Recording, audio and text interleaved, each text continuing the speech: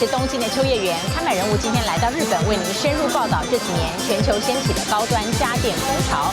如果有一项家电制品到现在全世界每5秒钟就可以卖出一台，不管多么绚丽的广告，或是多么海量的推文，其实背后这个品牌一定有励志的篇章。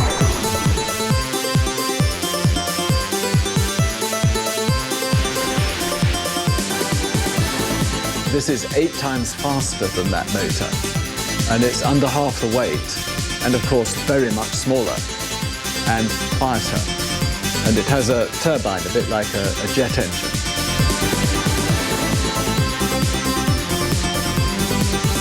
It's wonderful to use engineering and technology to make things work better. Even though there's a lot of failure in it, it's a very happy life. I find it really exciting working with people who want to do the same thing. So I can't stop, it's like a disease, I can't stop doing it, and it gives me a huge amount of energy. So I really enjoy doing it.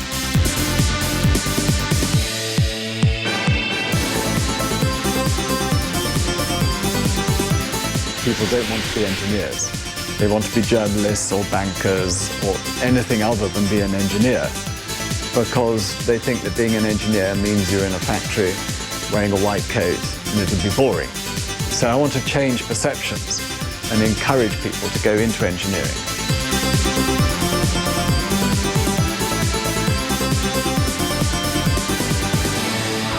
Dyson 的创办人 James Dyson 当年他发明了这世界第一个没有带子的吸尘器，曾经历经了超过5000次的失败尝试，但最终他凭着自己对于工业设计的热血、信仰和坚持，走到今天这一步。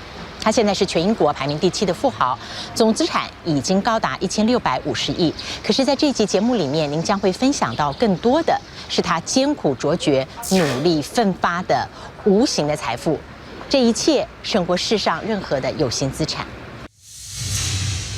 Hello, I'm James Dyson, and I'm very happy today to be on TVBS Insight People. There we are. But I'm going to explain to you how it works and why we came to invent it, and the problems I think that it solves. 嗨，观众朋友，看到这个大家非常熟悉的无扇叶风扇，就知道我们来到它的 催生灵魂的所在，非常重要的推手，也是我们今天的看板人物。本世纪很重要的工业设计大师，大家相当熟悉，在台湾也有很多崇拜者的 James Dyson. Hi, Sir Dyson. Good morning. How are you? Nice to meet This is you. Very Georgina. nice to meet you. Finally, so good to have you here in Tokyo with us. Well, it's a great pleasure. Thank you for coming. Can't wait to hear you sharing your life stories with our audience in Taiwan, Asia, and even North America. Oh, wow. Yeah. Good. Media around the world always respect you as king of design. That is so true, because you bring so many devices with new technologies into people's home, changing their lives in various unique ways. Just like the compact, lightweighted digital motor at your left-hand side. Yes, this. I heard it took you 16 years to invent. Wow, why did it take so long? And why did you start inventing a digital motor? Well, we were frustrated with existing motors because they're slow, they wear out quickly, they let off black carbon, and they're inefficient. So we wanted to develop a new type of motor that was digital, that instead of using the mechanical brush on an armature to go from positive to negative, we wanted to do it with a chip. Of course, the advantage of a chip is it doesn't wear out, and you can go to an unlimited speed.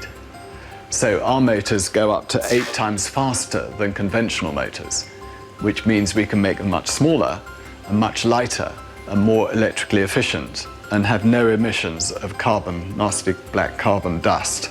So that was the aim, but of course it's very difficult to make motors stay together if you run them very fast, and to make them reliable and last a long time. Sir, I know you and your design engineers can make the most out of this digital motor. So this time in Tokyo, Sir Dyson bring us something very anti-traditional, beyond our wildest imagination. Let's see what it is. 新闻媒体忙着确认收听，全球150家媒体卡位坐定，拉长脖子等待，因为今天 James Dyson 爵士又要颠覆这个地球上所有人的认知。It's a Dyson hairdryer, and the key to the technology is a completely new type of motor.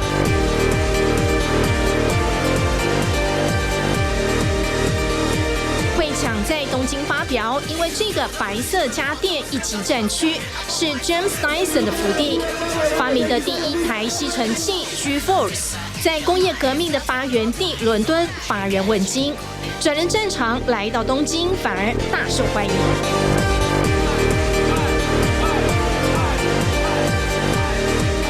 So it's taken over 4 years to develop the product because we start from scratch and we don't compromise on any of those. We don't say, okay, we'll have fast but noisy.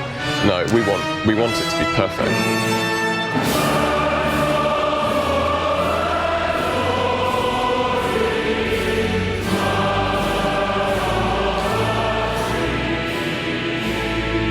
这台少了风筒的吹风机诞生的过程一点都不简单。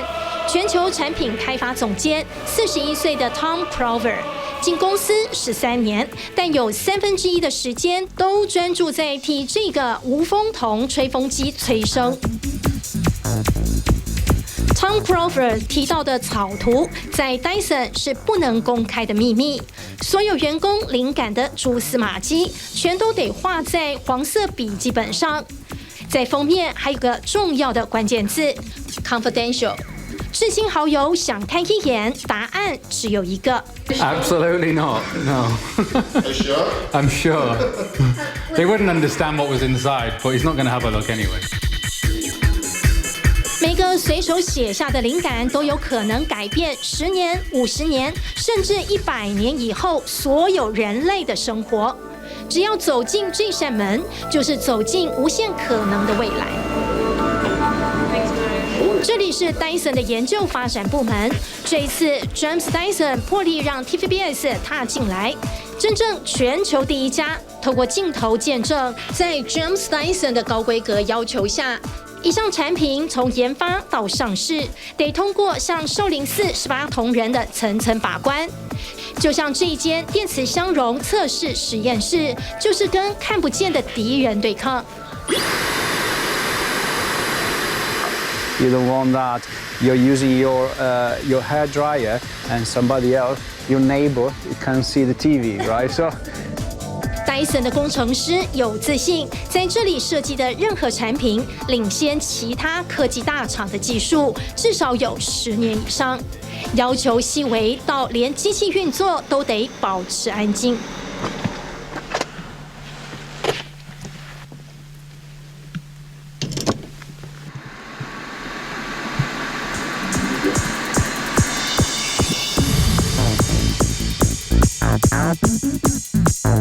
So what we have here is our anechoic chamber, and this anechoic means no echo. So we have big wedges on the walls to absorb all the sound, which means we have a very quiet space where we can test our machines. 花了5000万英镑研发的吹风机，高标同样没有妥协，但从开始的起心动念，所有的内部消息一样被消音。有个听起来是在必得的代号 Lion。 When I first started at Dyson, I didn't realise we were working on a hairdryer until I got a questionnaire sent to my email asking me about my hair. And I started asking questions, so why are you asking me about how I dry my hair? And I quickly realised that we were working on a hairdryer. 神秘的狮子在英国 Malmesbury， Dyson 总部的所在地，蓄势待发已久。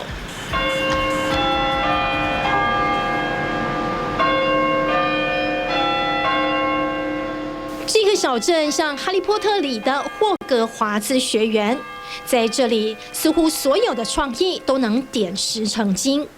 尤其在 Malmesbury 教堂的塔端，还有段非常疯狂的历史传说，比莱特兄弟早了800年的飞行记录。 One of mankind's first test pilots was an 11th century monk from Malmesbury, England. He was the first European known to have flown. 修道士 Elmer 的飞行梦，只飞行了200英尺，就因为摔断腿而结束。但同样在 Mossbury 做梦 ，James Dyson 却像做上自己的生日礼物，靠着同心协力，让英国的工艺技术飞越国界，抓紧了世界的眼球。And yeah, it arrived here in Dyson only a few days ago. It's a present, yes, from the company. 这架直升机就摆放在 Dyson 总部的大门口，成为 James Dyson 珍藏的玩具之一。特别放在显眼的位置，就是要提醒旗下2000位工程师自由驰骋，更多天马行空的想象力，再把想象力转化成动力，让动力推着创意升空。Well, working with a company like this, which is just fantastic, so many people all inspired by him every day to keep pushing the boundaries of what we know and what we understand. James Dyson 不只愿意花时间、花金钱、花人力在工程研究上，他坚信工程设计能改变人类生活，所以一再捐款，用基金会当学生的梦想推进器。Dan Watson 靠着这个让小鱼逃生的 safety net， 成为2013年戴森奖的冠军得主，也因此得到了3万英镑的奖学金。还有一位台湾女孩于欣桦，在 James Dyson 毕业的母校皇家艺术学院拿到了硕士学位，甚至争取到 James Dyson 提供的8000英镑奖学金，在 James Dyson 捐赠的大楼开始他的阿狗梦想。刚开始还蛮辛苦，因为没有薪水，然后英国生活又很贵，要找投资啊怎么的。可是因为幸好有学校的帮助，就是学校就是指导我们怎么建立公司，然后找合伙人，或是再继续找投资什么的。就是这里的 network 还蛮好的。James Dyson 的成就不仅仅来自他对工程设计的执着要求，更竭尽所能，不断地设法拉后生晚辈一把。他的感染力鼓励无数的工程师，把每个 impossible 变成 impossible。Sir, this time in Tokyo, you bring us this so anti-traditional, I would say very revolutionary design. The Dyson hair dryer. To be honest, it doesn't look like a hairdryer to me at first sight, not at all. What are the engineering challenge to make such a anti-traditional hairdryer? Would you like to explain to our audience? Yes, I'd love to. Well, this is the hairdryer. You can see it. Can you see it? Now, the most interesting thing about it is that we've redeveloped the motor. So this is a traditional hairdryer motor. Wow. You can see it's very big, it's heavy, it's actually very slow, and it's noisy. So we've redeveloped it, which took a long time, so that this is 8 times faster than that motor. And it's under half the weight, and of course very much smaller and quieter. And it has a turbine, a bit like a jet engine. Sir, so An is axial it to turbine. say it dry our hairs 8 times faster than the traditional hair dryer? Not quite, but there is an importance to the speed, which I'll explain, which is that it's a pressure motor rather than a crude flow motor. Okay. And that's very important when you come to drying your hair, because if you put a nozzle onto a hairdryer, you restrict the airflow. That's right. And if you put it close to your hair, you restrict the airflow even more. And what that does with the traditional hairdryer is the temperature shoots right up because the air is restricted. And so you damage your hair very easily and sometimes even burn it. Whereas with ours, with a pressure motor, we can keep the airflow going. So even if we put it close, the temperature doesn't rise. In addition to that, we have a glass bead thermistor in here, which 30 times a second is monitoring the temperature of the outgoing air and adjusting it with our brain, our circuit board and chip in here. So the motor is the secret to it all. And because we've made it so small, we can put it in the handle here. There we are. This is getting a bit confusing, but you can see it there in the handle.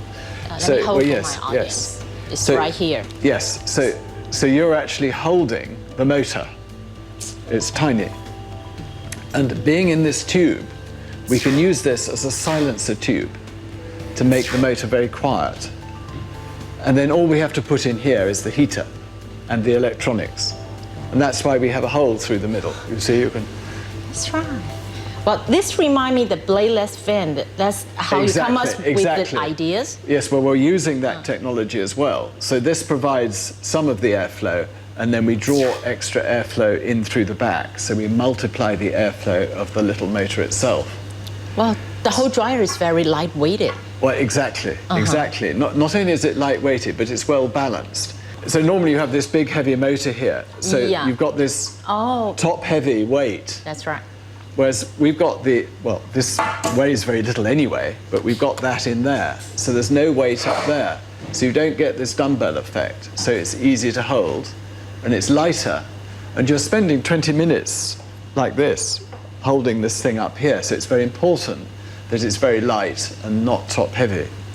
So focusing on this very small digital motor, what is the most challenging part to make it small but power dense?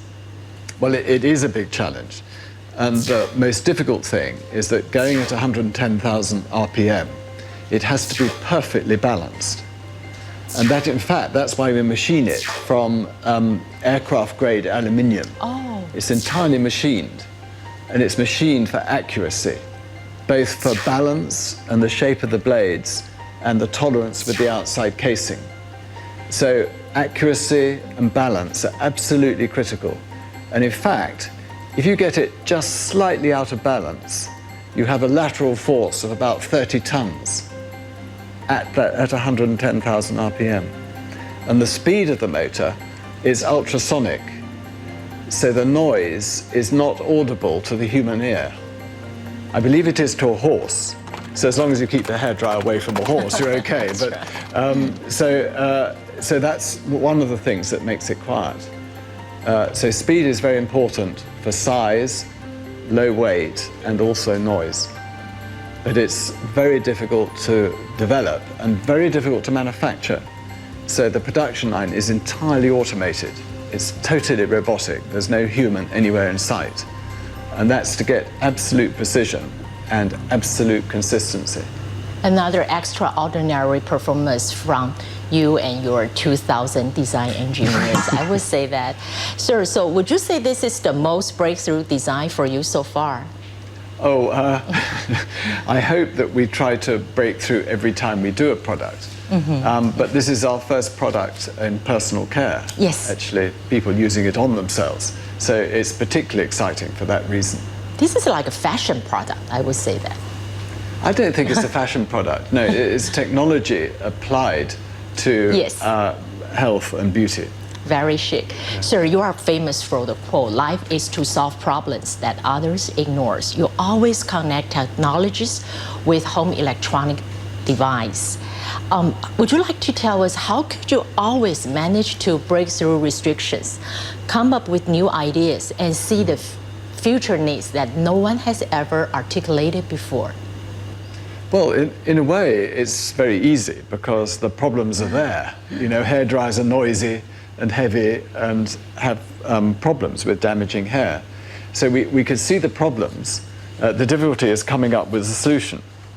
But I'm really lucky because I have really bright, intelligent engineers who are very young and who really want to solve the world's problems. And so they're really motivated to do that. And of course, I started, making a revolutionary vacuum cleaner and solving that technology. But now I have lots of other young people. I'm very old now, but I have lots of other young people who help me do this. Some of our audience may not know that your research and develop center in Melbourne is restrictively controlled because there are so many design engineers dedicated themselves, focusing on introducing new technologies that won't be shown to the public's eyes now, but maybe in the future, let's say 20 years after. So how could you envision the world's need 20 years from now? Well, that's a good question. The thing is, we are very interested in developing new technology, which we believe, we don't know, but which we believe will solve future problems. So, for example, we started developing electric motors 15 years ago, we started developing vision technology, which we use in our robotic vacuum cleaner. So this has a 360-degree camera that is interpreting the picture it sees and knowing how far away it is from objects by pure visual understanding, which is actually exactly what humans do. So we think that's very important for the future, and we thought it was 15 years ago when we started developing it. And we now believe, for example, that battery technology and material science is going to be very important in the future, as well as software. So we're developing material sciences, software, and solid-state battery technology. Sir, people always said profits are always lonely. At early stage in your career life, you have failed, let me check my number, 5,126 times in 5 years. But finally, in 1983, you gave birth to the world's first backless vacuum cleaner. It was a great hit, and it is, because according to my source, it is sold 1 in every 5 minutes now in the world. But as I just mentioned, at the early stage, it wasn't the fact that it didn't have a bag, it was the fact that it didn't lose suction. Yes. That was the most important thing. Yes, that's what you found at home when you used the traditional bag. Exactly, it clogged. So I wanted a vacuum cleaner that didn't lose its suction, whereas all others did. It so happens I got rid of the bag in the process. But as we just mentioned, to make it backless, you've tried more than 5,000 prototypes. Sir, at early stage, how much did you spend on research and development without any support? Well, yeah, no, that was difficult. No, I had to borrow from the bank using my house as security. And my poor wife had to sign over the ownership of the house. So yeah, it's a big risk. I owed £2 million at one point, which is $3 million personally. So when you retrospect, what did you learn from that very hardship experience? And what would you feel appreciated for what happened in that stage? Well, I quite enjoy failure, you see, because you learn from failure. So for example, with the hairdryer, we've already gone through 1,017 miles of virgin hair in our laboratories to understand the science of hair. And of course, developing the hairdryer, we've had lots and lots of failures. And the important thing is to not get depressed or upset when you make a failure, but to understand that a failure is a way to understand and make a success. We have a Harrier jump jet, which is the first plane to take off vertically and then go like that. It also comes along and stops like that. The Mini was really the first super small car. But cut into half. They're cut in half.